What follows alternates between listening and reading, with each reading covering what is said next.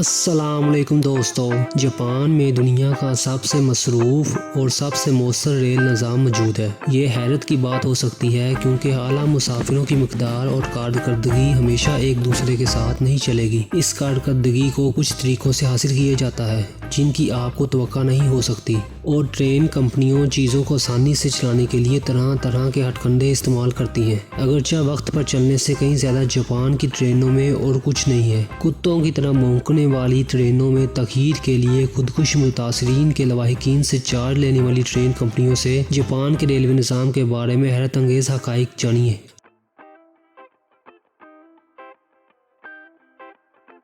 Japan में हर साल हज़ारों अफराद खुदकुशी करते हैं। इन लोगों की एक अच्छी खासी तादाद आने वाली ट्रेनों के सामने कूद कर खुद को हलाक करती है। इन खुदकुशियों से आम तौर पर मुतासिरा खतूत पर तखीर होती है। ट्रेन कंपनियों के लिए तखीर से पैसा खर्च होता है। इसके नतीजे में वो तखीर के लिए खुदकुश मुतासरीन के जिंदा रिश्तेदारों से मुआवजा लेते हैं। कंपनियां वाज़िया वजूहात की बिना पर इस पॉलिसी के बारे में मालूमात ज़ाहिर नहीं करती। बुनियादी तौर पर ताहम तवील तखीर का मतलब आला मुआवजे हैं। 2010 तक औसत बिल 60 लाख येन था। दिलचस्प बात यह है कि ट्रेन के जरिए खुदकुशी का ताल्लुक गिरते हुए मकानात किराया से है।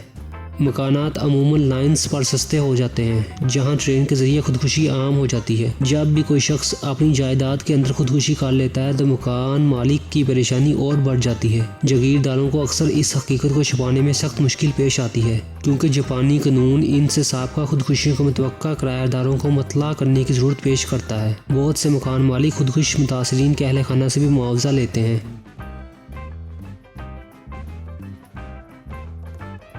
मुसाफिरों के सफ़र के ज़रिए दुनिया के सबसे बड़े रेल सिस्टम में से एक होने के बावजूद जापानी ट्रेनें वाकई बहुत वक्त की पाबंदी करती हैं। इतनी वक्त की पाबंदी के ट्रेन कंपनियां माफ़ी मांगती हैं और जब इनकी ट्रेनों में थोड़ी सी देर हो जाती है। जब ट्रेन में 5 मिनट तखीर होती है तो स्टेशन के कारकुन 2 मिनट की तखीर और तखीर का सर्टिफिकेट देने पर मुआज़रत करते हैं। तखीर के सर्टिफिकेट ज़रूरी हैं क्योंकि स्कूल और ताजर सख्ती बर्दाश्त नहीं करते। ताजरों और सादजा को ये समझाना अमूमन मुश्किल होता है कि ट्रेन को देर किस वजह से हुई, लिहाजा ट्रेन कंपनियां सनद के तौर पर पेश की जाती हैं। इनको आम तौर पर हर स्टेशन पर स्टेशन कारकुनों के जरिए तकसीम किया जाता है। जहां देर से ट्रेन रुकती है, कुछ ट्रेन कंपनियों के पास सर्टिफिकेट के डाउनलोड के काबिल डिजिटल वर्जन भी मौजूद हैं।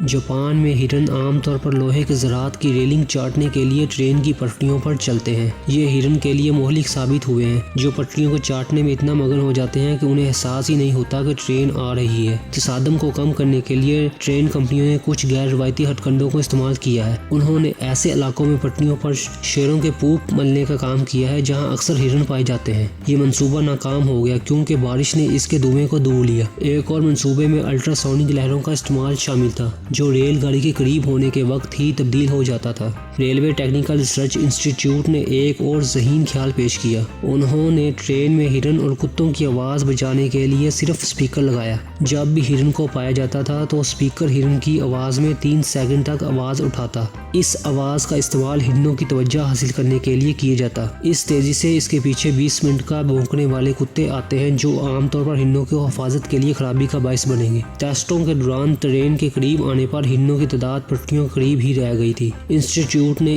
ऐसे इलाकों में भौंकने वाले कुत्तों के मुस्तकिल मुकर्रीन नस्ब करने का भी मंसूबा बनाया है जहां अक्सर हिरन पाए जाते हैं।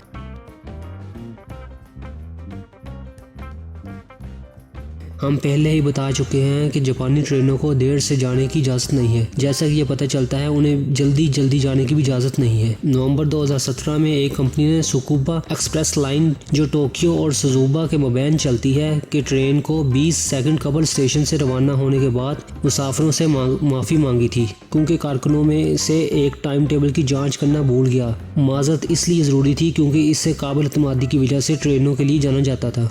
आखिरी लम्हे में आने वाली मुसाफिरों के लिए 20 सेकंड ही काफ़ी हैं। ये लोग जानते हैं बोर्ड में जाने के लिए ट्रेनें हमेशा वक्त पर रहती हैं। मई 2018 में ट्रेन की एक नामालूम कंपनी ने सुबह रवानगी के वक्त से 25 सेकंड कबल इस ट्रेन के जाने के बाद दोबारा मुआज़रत कर ली। कंडक्टर ने गलती इस वक्त की जब इसने दरवाज़ा बंद किया। ट्रेन ने स्टेशन छोड़ने से पहले ही इस गलती का एहसास हुआ, लेकिन वो दोबारा दरवाज़ा नहीं खोला क्योंकि इसने प्लेटफॉर्म पर कोई मुसाफिर नहीं देखा था। ताहम प्लेटफॉर्म पर मुसाफिर मौजूद थे। जापान की भीड़ बड़ी ट्रेनों में ग्रुपिंग एक परेशानी है। जापानियों का यहाँ तक के मर्दों के लिए नाम भी है जो ट्रेन की सवारियों के दौरान खवातीन को घूस देते हैं। चिकन एक ऐसा लफ्ज़ है जिसमें इशारा करना भी है। ग्रुपिंग के वक्त वाक़यात को कम करने के लिए मुतअद्दिद ट्रेन कंपनियों ने खवातीन के लिए सिर्फ ट्रेन वाली कारें मुतरफ़ करवाई। अगरचे ये कारें खवातीन मुसाफिरों के लिए हैं, जवान लड़के, जिस्मानी तौर पर मजदूर मर्दों और मर्द निगहदाश्त करने वालों को भी बोर्ड में जाने की इजाज़त है।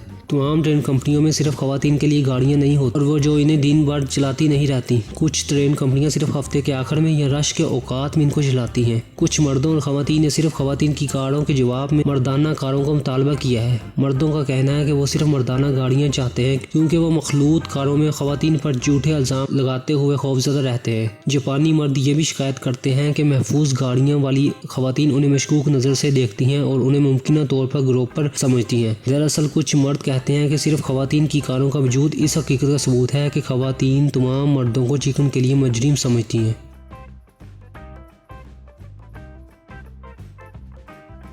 अमरीकी लोग इस आसानी से हैरत ज़दा हो सकते हैं जिसके साथ जापानी लोग ट्रेनों पर सोते हैं। दर हकीकत वो पार्क बेंचों से लेकर मीटिंगों तक हर जगह सोते हैं। यहाँ तक कि इनका नाम भी है एनिमोरी, जिसका मतलब है मौजूद रहते हुए सो रहे हैं। जापानी सकाफत में आवाम में सोने का रिवाज आम है। सोते हुए शख्स को बेदार करना बदतमीजी समझी जाती है।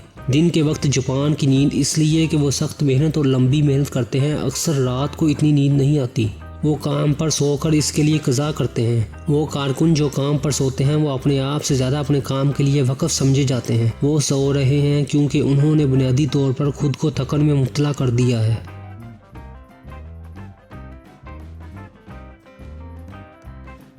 हम पहले ही जिक्र कर चुके हैं कि जापानी ट्रेन की पटरियों में खुदकुशी करने का मुकाम है। इन दिनों ट्रेन कंपनियां अपनी स्टेशनों पर ब्लू लाइट्स लगाकर खुदकुशी को रोकने की कोशिश कर रही हैं। जापानी ट्रेन कंपनियों ने ट्रेन के जरिए खुदकुशी के वाक़िअत को पहचानने के बाद 2000 की दहाई में पहली लाइट्स लगाई। नीली रोशनी को इस यकीन की वजह से मुंतखब किया गया था कि रंगीन नीले रंग लोगों को पुरसकून बनाते हैं और लोगों को खुदकुशी पर नज़रसानी करने की कोशिश कर सकते हैं। वसाइल लाइट्स काम करती दिखाई देती हैं। 2013 में यह इतला दी गई थी कि लाइट्स लगने के बाद ट्रेनों के जरिए खुदकुशियों में 84% तक कमी वाक़या हुई थी। ताहम ये बात गैर यकीनी है क्योंकि लाइट्स दिन के वक्त खुदकुशी को नहीं रोक सकती थी। जब मुश्किल ही काबिल जिक्र है कुछ स्टेशनों ने दिन के वक्त भी लाइट्स ऑफ कर दी थी। दूसरे महक़क़ीन का ख्याल है लाइट्स ने खुदकुशी को सिर्फ 14% कम किया है। इनका यह भी कहना है कि प्लेटफार्म के किनारों पर हिफाजती रुकावटें खुदकुशी को नीली रोशनी से कहीं ज़्यादा रोक सकती हैं।